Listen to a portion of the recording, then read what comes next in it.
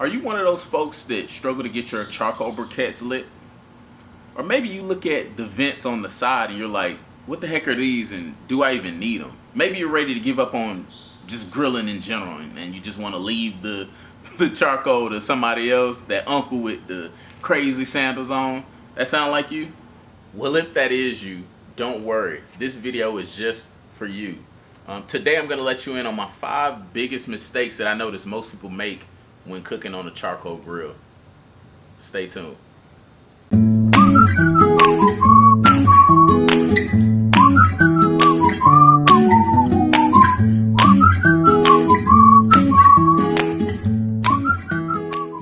Hey, what's going on? AntStill BBQ. This is Anthony here, and today we're just going to go over some of the biggest mistakes that I see a lot of people make when cooking. I talk to a lot of folks and they're like, hey, your food looks so good. How do you do it so effortlessly? What's your secret? And it's really no secret. You just got to stop making these 5 mistakes. So before I get into those mistakes, I just want to say thanks again for joining me today. If you haven't already, go ahead and subscribe to the channel. I always got some good content coming out. Also, if you see anything that I haven't covered so far, leave it down in the comments. I'd love to hear if I'm missing anything or if it's something in particular that you want me to do. But again, just thank you for supporting the channel. I greatly appreciate it. Getting some amazing feedback so far. So I really appreciate that. But the 5 mistakes. So what are some things that you're doing? Well, first off, you should get you a chimney. So if you don't know what a chimney is, it's this. So a chimney is just gonna allow your coals to stay together. What you do is you dump all your coals in there and essentially you light them. I recommend using a fire starter. You can place it in the bottom under here and just let that fire rise up. With those coals, they're gonna be so compacted that they're gonna essentially light each other, stay hot, and you're gonna get your fire started quicker.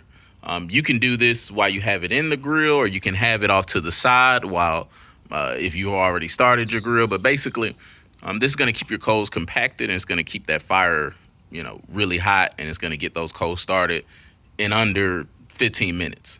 You don't have to worry about continuing to add lighter fluid and things like that. So chimney starter is going to be your main go-to. The next mistake I see a lot of people make is placing those coals on the fire, or excuse me, on the grill before they're pretty much ashed over. So I'm always ready to cook. I would love to go ahead and get started on the grill immediately, but it's not a gas grill. You can't just fire it up. You gotta let that heat come up to a certain point, and your heat source are those coals. Well, if most of them are still black, then it's not ready to go. You wanna see that fire rising, and you'll see that in your chimney, which is why I recommend that as the first step. But you want to wait until those coals are almost gray, if not all the way gray, and at that point they're really hot and ready to go. So don't rush the fire, don't rush the coals, wait till they get gray, and then they're ready to go. For tip number 3, I recommend really getting an idea of what the dampers are. So what are the dampers? These vents, dampers, same thing. So a charcoal grill is just pure science. It works off of airflow. So essentially this is going to be your intake down here. That's where your coals are at. So it's going to take in air from the bottom and it's going to come out right here.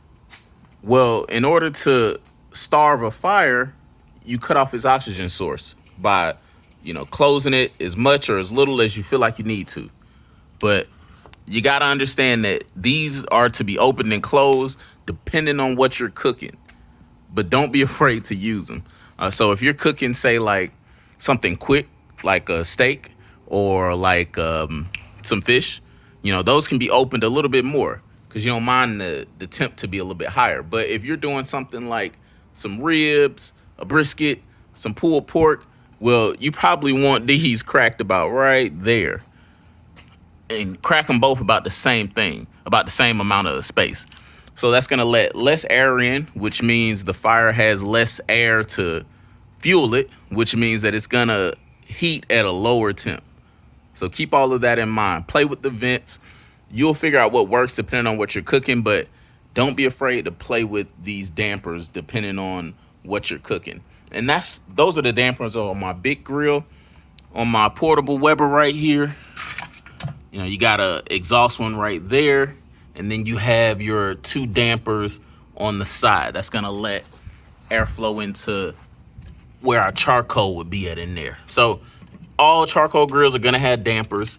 It's just science, but don't be afraid to play around with these. Tip number 4, you gotta know your temperature. So cooking most things is all about temp and time. If you have no way of tracking your temperature, then it's gonna be guesswork. And a lot of grilling, I mean, there's some art to it, but that's really what it is. A lot of it is science. A lot of it, you can take a lot of the guesswork out of the scenario and you can measure these things. So I want you to have 2 ways to measure your temp. For one, some type of meat thermometer, some type of thermometer to actually put into your entree, shrimp, whatever you're cooking, to know exactly what the internal temp is. This is just for your safety so that you don't undercook your food. The other thing you want is to have some type of way to measure the temperature of your grill. Now, if you're making something like, say, ribs, burgers, things like that, you really want to know what the temperature of your cooking surface is. So if you look on my grill, it has a temp gauge directly in the dome. This thing right here, that's the dome temp. So that tells you what the ambient temperature of the grill is. So if you're cooking something like, say, some pulled pork, you're gonna want that low and slow. So you're gonna want it at, say, 225 all the way up to maybe 300, depending on how much you want to play with the temp. But you don't want it too hot. Well, if you have no way of measuring that, then you have no idea of estimating how long it's gonna take. So please, please, please do me a favor. Get you some type of thermometer to measure the temp of the internal temp of your food. And then also get you, if you can get a grill with the dome temp on it, with the dome thermostat, great. If not, you can get probes that sit on the grate. That's an option. You can also, I know they have the ones at like the grocery stores. You can just sit directly on the grates and it'll tell you what the temp is. But you really want to know what your temperature is so that you can estimate how long your cook is gonna be and what your cooking surface is gonna allow you to make. And finally, my last tip is to get you a stopwatch or some type of timer. So if you're cooking, like I said, some ribs, pulled pork, brisket, fish, you want to know how long your food, for one, has been on there. And 2, you want to know the next time you should probably check it. So I know for my ribs, for example, I plan on about 2 hours, somewhere in between, say 275 all the way up to 375, somewhere in there. I usually check at about the hour mark.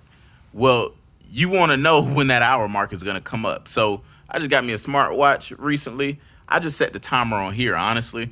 I set the timer for one to know when I should check it, but then I also set a stopwatch. Again, this is some art, sure, but it's also some science to it.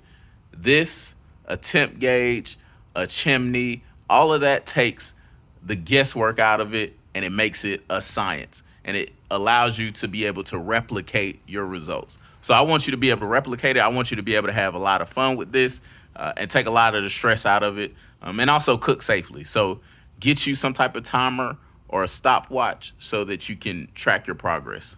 So that's it. Those are the 5 biggest mistakes that I notice a lot of charcoal grillers make when they're attempting to cook on their grill. If you avoid those mistakes, I promise you, you'll start seeing much better results and you'll be able to continue to replicate those results and get better. So if you found this video helpful, I'd love to hear in the comments which one of those tips you found the most helpful. Which one of those mistakes have you made the most? I know for me, mine was not waiting until my charcoal got gray before I put it on the grill. I was always in a hurry, but I know that's one of my biggest mistakes. But let me know what yours is down in the comments. As always, again, I greatly appreciate you checking out my videos. Until next time, it's Anthony here. I'll catch up with you later. Peace.